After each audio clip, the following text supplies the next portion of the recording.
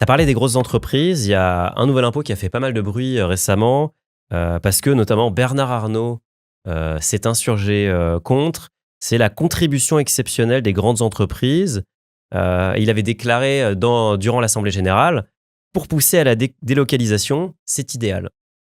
Est-ce que ce genre d'impôt, ça ne pousse pas les entreprises à aller exploiter tous les schémas un peu créatifs qui existent, le report des déficits antérieurs, le gonflement des provisions, enfin bref, à vraiment passer du temps à optimiser et à faire l'inverse de ce que veut l'État, à savoir juste payer les impôts? Probablement.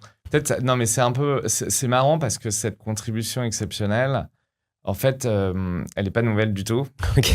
Et Nicolas Sarkozy, en 2007, avait fait exactement la même chose.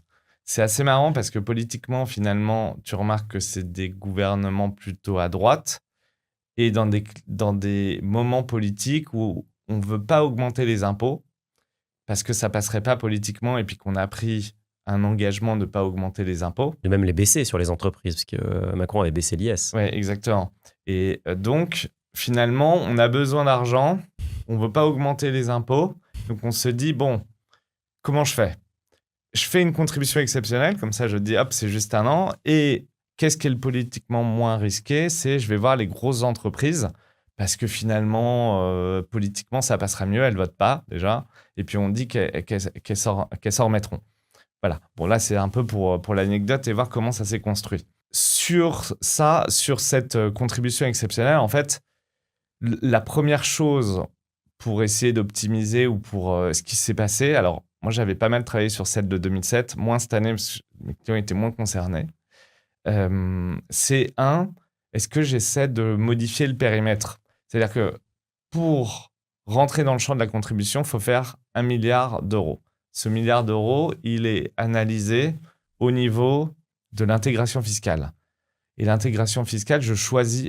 Tu vois ce que c'est l'intégration fiscale, hein? Tu peux peut-être leur expliquer. L'intégration fiscale, c'est... En principe, en fiscalité, on regarde société par société. Et donc, si tu as un groupe en France avec plusieurs sociétés, chacune va être vue individuellement. Et donc, l'intégration fiscale, ça permet de dire, je les prends toutes et je considère que c'est une même entité juste pour les impôts. Et donc, globalement, c'est pour faire... si j'ai des sociétés déficitaires et des sociétés bénéficiaires, je vais pouvoir juste imposer sur le cumul des deux. Et donc, si je reviens sur ma contribution exceptionnelle, la première question que tu peux te poser avant de te dire est-ce que je peux baisser la note, c'est est-ce que je peux échapper? Donc, c'est est-ce que je peux passer sous le seuil du 1 milliard? Donc, c'est est-ce que je peux décocher, enlever des sociétés de mon intégration? Vaste débat, je ne vais peut-être pas rentrer dans la technique, mais c'est premier point. Deuxième point sur lequel tu peux te poser, c'est est-ce que j'ai pas une opération exceptionnelle quelque part que je pourrais accélérer ou retarder? Par exemple, je suis fin 2024, je me dis je vais acquérir une société qui est ultra déficitaire et tout. J'ai projeté de l'acquérir en 2026. Est-ce que je me dis pas, je m'active un peu pour qu'elle vienne en 2025 et qu'elle me réduise un peu mon résultat? Pareil, si j'ai une cession, par exemple, avec une moins-value, si elle était prévue pour 2024, je me dis, je la repousse un peu. Voilà, ça, pour moi, c'est des choses envisageables parce qu'en fait, tu as une réalité économique et après, le choix de ton timing, tu vois, il peut être drivé par aussi le sujet fiscal. Après, sur tes deux sujets qui sont très sensibles, pour moi, c'est des faux sujets.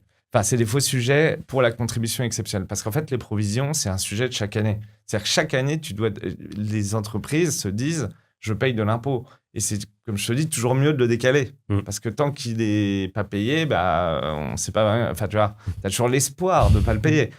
Et donc, le sujet des provisions, tu te le poses chaque année. Donc là, peut-être cette année, tu peux te le poser avec plus d'acuité en me disant « Ah, cette année, il faut vraiment… » Mais en fait, c'est assez grossier, pour être honnête. Parce que les provisions, elles sont…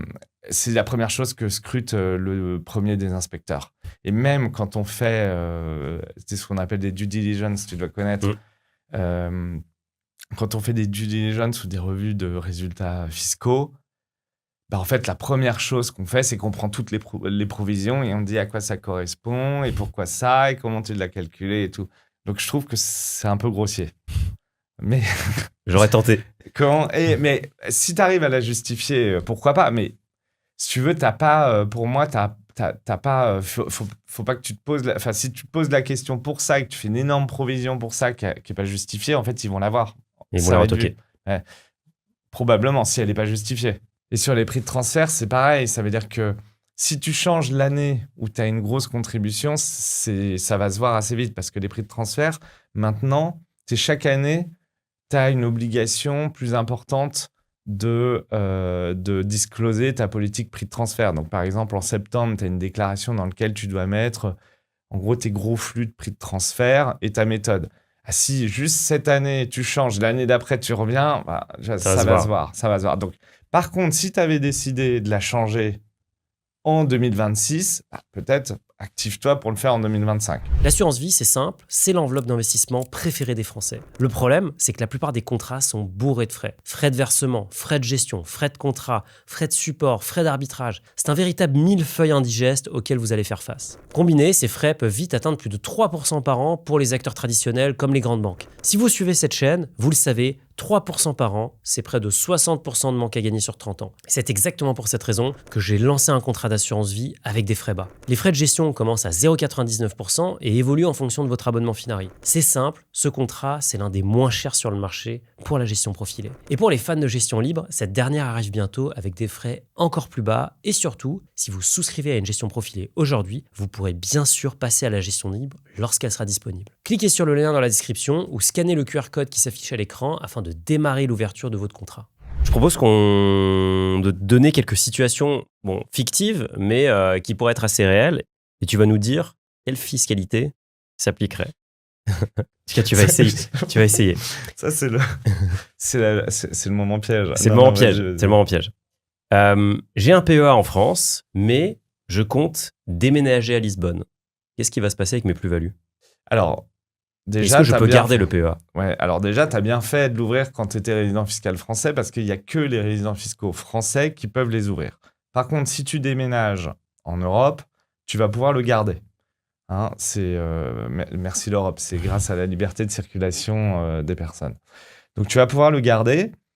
Tu vas bénéficier des mêmes avantages. Ça veut dire que tu vas être exonéré d'impôt sur les revenus sous réserve que tu respectes la condition de 5 ans. Ouais. Et tu vas même être exonéré des prélèvements sociaux, des 17.2, parce que tu n'es pas résident fiscal français. Donc, tu ne paierais pas d'impôts en France. Ok. Après, il faut payer au Portugal. Après, voilà. Évidemment. Et je pense que le Portugal ne reconnaît pas la notion de PEA. Donc, techniquement, si tu vas en Belgique, là, tu seras à zéro quoi qu'il arrive. Donc, tu me diras, le PEA ne sert à rien. Voilà. J'habite en France, je veux transmettre un portefeuille d'actions à mes enfants, par exemple, on va dire mon compte titre, mais ils vivent à l'étranger. On va dire qu'ils vivent en Europe. Ils vivent en Europe. Si tu veux le transmettre, en fait, le sujet, c'est les droits de donation. Bien sûr. Ouais. Parce qu'en fait, si tu donnes ton compte titre, les plus-values latentes vont être purgées.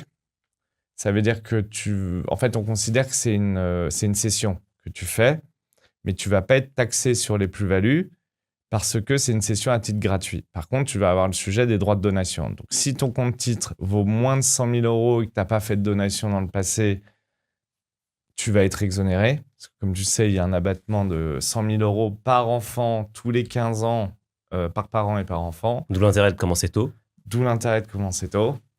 Et donc voilà. Et sinon, si ça dépasse les 100 000 pour un enfant ou si tu as déjà mangé ton abattement, tu vas être soumis aux droits de donation qui vont de 10 à partir de 8 000 euros à 45% au-delà d'1,8 million. Donc c'est violent.